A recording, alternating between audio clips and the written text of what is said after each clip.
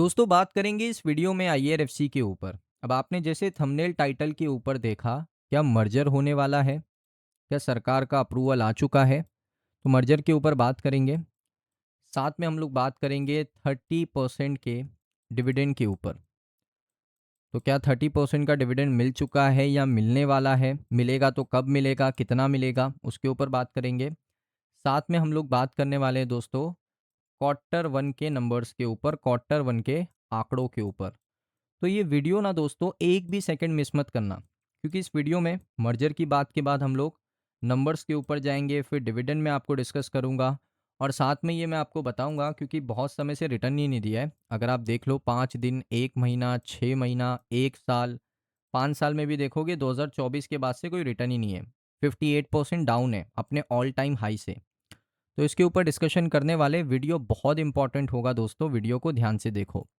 पहले बात करते हैं बजट के ऊपर। अब देखिए, जो मर्जर मैं आपको बता रहा हूँ, ये मर्जर कोई कंपनी का मर्जर नहीं है, ये मर्जर है बजट का। अब दोस्तों पहले क्या होता था, मैं आपको बता देता हूँ। यहाँ पर ये रिपोर्ट अगर आप देखोगे, पहले क्या होता था। पहले दोस्तों यहाँ पर 1924 में, जब भारत जो है ब्रिटिश रूल के अंदर था, जो ब्रिटिश रूल है उनके अंडर था, तो वहाँ पर दोस्तों एक स्पेशल कमिटी थी जिन्होंने आर्ग्यू किया था ब्रिटिशर से कि आपको क्या करना चाहिए, रेलवे को क्या करना चाहिए, सेपरेट कर देना चाहिए। रेलवे एक बहुत बड़ा सेक्टर, एक बहुत बड़ा आप कह सकते हो, उसमें स्पेंडिंग होता है, सारी चीज़ें होती है। तो उसको जनरल बजट के साथ नहीं अनाउंस करना चाहिए। तो ब्रिटिश ने क्या किया, उसको क्या किया, उसको अलग कर दिया। पहले वो साथ में ही था कि बजट एक आता था ब्रिटिश रूल के तहत। बजट आता था जिसमें सारी चीज़ें साथ में होती थी, रेलवे का बजट, बाकी सेक्टर का बजट साथ में आता था। लेकिन उसके बाद एक स्पेशल कम्युनिटी ने उसको क्या किया, उसको सेपरेट कर दिया। यानी रेलवे का बजट अब अलग आएगा, यूनियन बजट अब अलग आएगा।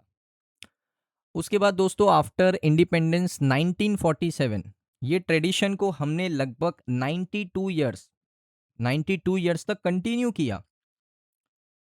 फिर दोस्तों जो रेलवे मिनिस्टर है वो प्रेजेंट किए रेलवे बजट को कुछ दिनों के बाद। यानी पहले यूनियन बजट आता था, फिर उसके बाद रेलवे बजट आता था। तो दोनों स्प्लिट थे, दोनों का स्प्लिट हो चुका था। यूनियन बजट अलग आ रहा है, कुछ दिनों के बाद रेलवे बजट आ रहा है। लेकिन दोस्तों यहाँ पर इसको मर्ज कर दिया गया। मैं आपको दिखा देता हूँ, आप देख सकते हो दोस्तों। यहाँ पर जो सेपरेट था रेलवे बजट, उसको 2016 में बीजेपी की सरकार ने उसको मर्ज कर दिया। अब दोस्तों मर्ज करना ये नहीं होता है कि भाई आपने एक डिसीजन ले लिया मर्ज कर दो, उसके पीछे कुछ लॉजिकल रीज़न होने चाहिए, मर्ज करने का कुछ बेनिफिट मिलना चाहिए।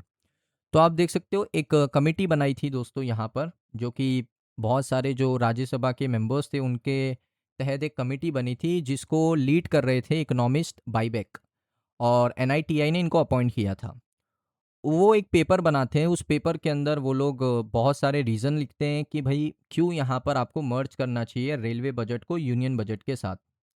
और दोस्तों यहाँ पर India was the only country जो फॉलो कर रही थी एक बहुत पुराना रिचुअल, जो कि ब्रिटिश का रिचुअल था, जिसको यहाँ पर ख़त्म करना ज़रूरी था। तो एक पेपर ऑफ रिकमेंडेशन बनाया जाता है जिसमें इंटीग्रेट करना चाहते हैं रेलवे फाइनेंसेस को इनटू यूनियन बजट। क्योंकि आप सभी को पता है कि 2016 के बाद आई थिंक बहुत ज़्यादा मॉडर्नाइज हो गया बजट का सिस्टम भी, और बहुत सारी चीज़ें भी। उसके बाद दोस्तों ये डिसीजन कैसे लिया गया, तो ये जो प्रपोजल है वो डिस्कस किया गया था सरकार के साथ, जो 2016 में आई थिंक बीजेपी की सरकार थी। और उस टाइम के जो रेल मिनिस्टर थे सुरेश प्रभु, वो भी दोस्तों ये आइडिया को बैक कर रहे थे। फाइनेंस मिनिस्टर अरुण जेटली थे, उन्होंने भी इस मैटर को पार्लियामेंट में लेकर गए, वहाँ पर डिस्कस करवाया राज्यसभा के अंदर। फिर जो अरुण जेटली है उन्होंने प्रेजेंट किया पहला इंटीग्रेटेड यूनियन बजट 2017-2018। यानी पहली बार दोस्तों यहाँ पर जो मर्जर हुआ बजट का, वो 2017-18 फाइनेंशियल ईयर में आपको देखने को मिला। जहाँ पर दोस्तों पहली बार भारत ने 92 ईयर पुराना जो रिचुअल था उसको ख़त्म किया, और कोई सेपरेट बजट नहीं आया रेलवे के लिए, एक मर्ज करके बजट को अनाउंस किया। यानी रेलवे बजट और यूनियन बजट मर्ज हो गया आपस में। अब मर्जर के बाद क्या बदलाव हुए, तो न्यूज़ 18 के मुताबिक मर्जर ने इम्प्रूव करी ट्रांसपेरेंसी। देखिए मैंने आपको कहा था ना कि रिचुअल खत्म करना तो एक हो सकता है हमारा डिसीजन कि भाई रिचुअल खत्म करना है, अंग्रेजों का रिचुअल खत्म करना है, लेकिन उसके पीछे कुछ लॉजिकल रीजन भी तो होनी चाहिए, कुछ बेनिफिट्स तो मिलना चाहिए। तो बेनिफिट क्या मिला हमें, ट्रांसपेरेंसी बढ़ गई। सेंटर को रेवेन्यू का पता चलने लगा कि रेलवे कितना रेवेन्यू करता है और उसको कितना बजट एलोकेट करना है, वो सारी चीज़ें ट्रांसपेरेंसी के साथ बढ़ गई। एक्सपेंडिचर का एक सिंगल डॉक्यूमेंट आने लगा, तो बहुत ईजी टू मैनेज था रेलवे बजट। उसके बाद देख सकते हो यहाँ पर कोऑर्डिनेशन बढ़ गया, ट्रांसपोर्ट सेक्टर के साथ कोऑर्डिनेशन बढ़ गया, यानी अगर रेलवे बजट अच्छा आ रहा है तो ट्रांसपोर्ट बजट को भी उसको मैनेज करके साथ में अच्छा लॉन्च करती है सरकार। तो ये सारी चीज़ें बहुत ज़्यादा इम्प्रूव हो गई। उसके साथ दोस्तों यहाँ पर हमने सबसे इम्पोर्टेंट चीज़ वो क्या किया, एलिमिनेट किया off the dividend that Indian Railway paid annually to the government. पहले क्या होता था, जब बजट अलग थे ना, तो जो रेलवे सेक्टर है उनको एक डिविडेंड पे करना पड़ता था सरकार को, और उस वजह से दोस्तों क्या होता था, जो रेलवे के फाइनेंसेस है उसके ऊपर प्रेशर पड़ता था। तो ये भी खत्म हो गया, डिविडेंड अब देना नहीं पड़ता है, बजट साथ में आता है और अच्छा बजट आता है। आपने देखा हिस्टोरिकल बजट आपको देखने को मिला है 2,92,000 करोड़ का, जो पिछला बजट गया। तो मर्जर से दोस्तों बेनिफिट ही हुआ है रेलवे सेक्टर को, और आपने देखा ही होगा कितना ज़्यादा रेलवे सेक्टर इम्प्रूव हुआ है मर्जर के बाद। तो ये दोस्तों एक बहुत इंपॉर्टेंट पॉइंट था जिसको हमें डिस्कस करना ज़रूरी है, क्योंकि एक अंग्रेज़ों का रिचुअल था। उन्होंने अपनी कमिटी बनाकर इसको लॉन्च किया, उसके बाद हमने इसको 92 ईयर्स तक फॉलो किया। फिर 2016 में हमने ये डिसाइड किया कि हमें ये रिचुअल नहीं चाहिए, हमें रेलवे बजट को भी कंसीडर करना चाहिए, जैसे हम लोग बाकी बजट को कंसीडर करते हैं, बाकी सेक्टर को हम लोग जैसे देखते हैं वैसे ही हमें रेलवे बजट को देखना चाहिए, और वो मैनेजेबल है। तो उस वजह से यहाँ पर ये सारी चीज़ें आपको होती हुई देखने को मिली।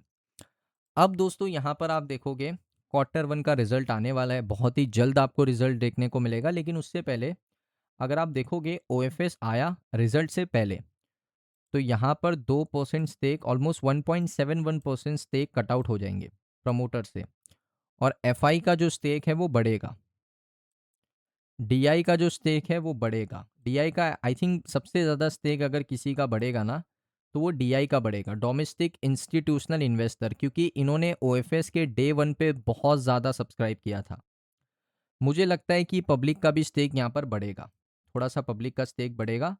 तो प्रमोटर का स्टेक कटआउट होगा, क्योंकि प्रमोटर को वैसे भी कटआउट करना है, 75% पर लेकर आना है, क्योंकि मिनिमम पब्लिक शेयर होल्डिंग का जो रूल है उसको फॉलो करने के लिए। तो प्रमोटर तो अपने स्टेक आगे भी काटेंगे, बाकी FI, DI और पब्लिक यहाँ पर अपने शेयर्स को और इंक्रीज करेंगे। ये आपको देखने को मिलेगा Q1 का जब शेयर होल्डिंग पैटर्न आएगा, मैं आपको बताऊंगा ऑफिशियल जब आएगा।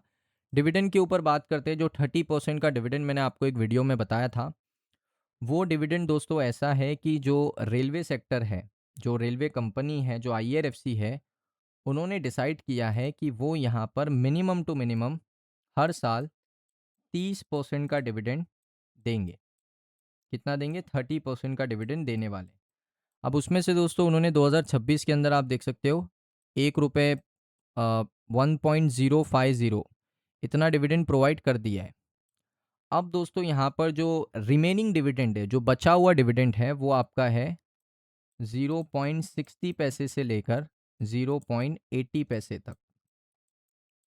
तो यहाँ पर ये 30% किसका निकलता है? ये 30% लिखता है कंपनी का जो ईयरली रेवेन्यू है, जो कंपनी का सालाना रेवेन्यू है, उसका 30% कंपनी को एज अ डिविडेंड अपने शेयर होल्डर को पे करना ही पड़ता है। ये दोस्तों मिनिस्ट्री ऑफ रेलवे का यहाँ पर एक रूल है, जो IRFC को फॉलो करना ही पड़ता है। तो अभी IRFC ने आई थिंक एक बड़ा डिविडेंड अनाउंस किया 13 मार्च 2026 को, इसका पेमेंट भी कर दिया। अभी जो रिमेनिंग डिविडेंड है जो आपको अक्टूबर नवंबर के महीने में देखने को मिलेगा, वो 0.60 पैसे से लेकर 0.80 पैसे तक का आपको एक शेयर के पीछे डिविडेंड यहाँ पर मिलेगा। सो दोस्तों ये वीडियो आपको कैसा लगा कमेंट सेक्शन में बताइए, और आपने ये बारे में कब जाना वो भी बताइए। आपको पहले से पता था कि ये अंग्रेज़ों का रिचुअल था, इसको ब्रिटिश रूल फॉलो करते थे, जिसको हमने 92 ईयर्स तक फॉलो किया? अगर आपको पता था कमेंट सेक्शन में बताइए।